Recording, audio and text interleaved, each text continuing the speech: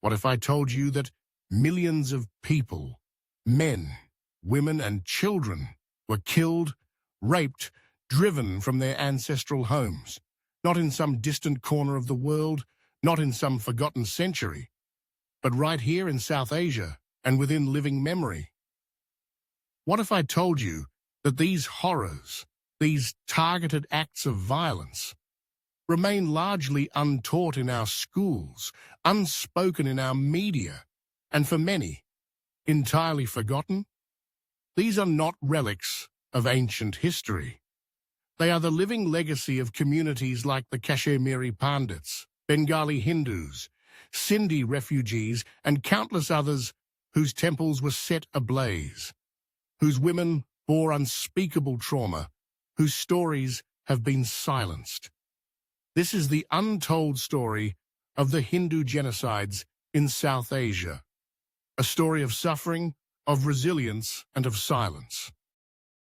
For over 1,000 years, the Indian subcontinent has been a crossroads of civilizations, a land shaped by waves of migration, conquest, and faith. While much of this history is a tapestry of cultural exchange, there have been darker chapters, where the clash of religious identity was marked by destruction and bloodshed. In 1025 AD, Mahmud of Ghazni invaded Gujarat, not only plundering the gold of the Somnath temple, but razing it to the ground in a calculated attempt to break the spirit of a people and their faith. Centuries later, in the 18th century, Tipu Sultan's armies swept through Kerala and Karnataka, burning temples, forcibly converting thousands, and leaving scars that persist in collective memory. Under the Mughal Emperor Aurangzeb, destruction of Hindu shrines became official policy. The jizya tax was reimposed on non-Muslims, and the very act of Hindu worship was criminalized in many regions. These were not isolated incidents, but part of a pattern where power, religion, and violence intersected. Yet even within this long and often painful history, the events of the 20th century stand apart, both in scale and in silence. In 1947, as the British Empire retreated from South Asia, they drew new lines on a map, dividing the land into India and Pakistan. In an instant, ancient neighbors became strangers, and faith became a marker of life or death. The chaos of partition unleashed one of the largest mass migrations in human history, as millions of Hindus and Sikhs fled west into India, while Muslims moved east and north into the new nation of Pakistan. But this was no orderly migration. It was a river of blood. In cities like Lahore, Rawalpindi, and Multan, thousands of Hindus and Sikhs were butchered in their homes, their bodies left to rot in the streets. Trains, meant to carry refugees to safety, arrived in India with every passenger dead. A ghastly procession of silence and grief. The nightmare did not end with partition. In 1950, in what was then East Pakistan, a wave of pogroms swept through cities like Dhaka, Barisal, and Chittagong. Hindu families were hunted in their own neighborhoods. Temples were desecrated, homes set alight, children and elders forced to flee across rivers, carrying little more than hope. Over 1 million Hindus crossed into India, seeking safety. There was no war, no official declaration, only a chilling quiet and the slow erasure of an ancient community. But the most devastating blow would come 2 decades later, during the Bangladesh Liberation War of 1971. As the people of East Pakistan rose up for independence, the Pakistani military launched Operation Searchlight, a campaign of unspeakable brutality. While the world watched the headlines about war and politics inside villages and towns, a quieter genocide unfolded. Hindus, explicitly marked as enemies in military memos, were systematically targeted. In town after town, soldiers separated Hindus from Muslims, executing men, raping women, slaughtering children. Entire villages were wiped from the map. The rivers ran red, and refugee camps swelled with the desperate and dispossessed. Conservative estimates speak of 2 to 3 million killed, a staggering proportion of them Hindus. It was genocide, by any honest measure. And yet, outside the borders of Bangladesh, who remembers their names?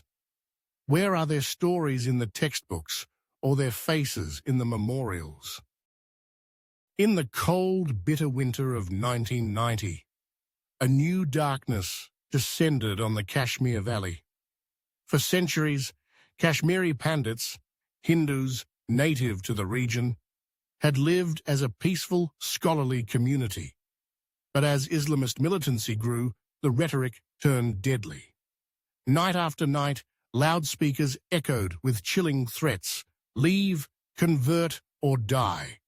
Hindu homes were marked, families dragged from their beds, women were raped and paraded through the streets, men were executed in front of their loved ones, temples were reduced to rubble, schools used as barracks by militants.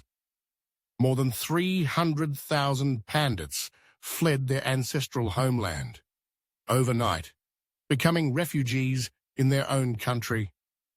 Most lived for years in squalid camps, waiting for justice, for a homecoming that never arrived. Their story is not just one of loss, but of a nation's silence. And the persecution has never truly ended. In modern-day Pakistan, the Hindu minority continues to suffer.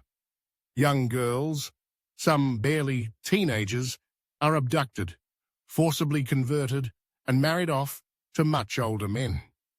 The police and courts often turn a blind eye, while blasphemy laws hang like a sword over anyone daring to speak out. Temples are desecrated, communities live in fear, and entire villages have emptied as families slip away in the night, seeking safety across the border.